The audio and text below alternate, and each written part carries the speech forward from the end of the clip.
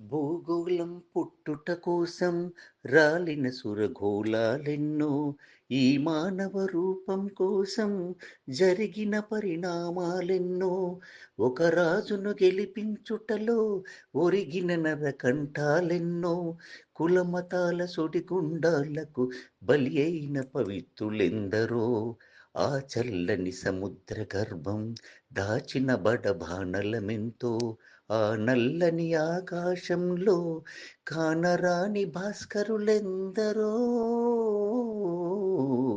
ఆ చల్లని సముద్ర గర్భం దాచిన బడబానలమెంతో.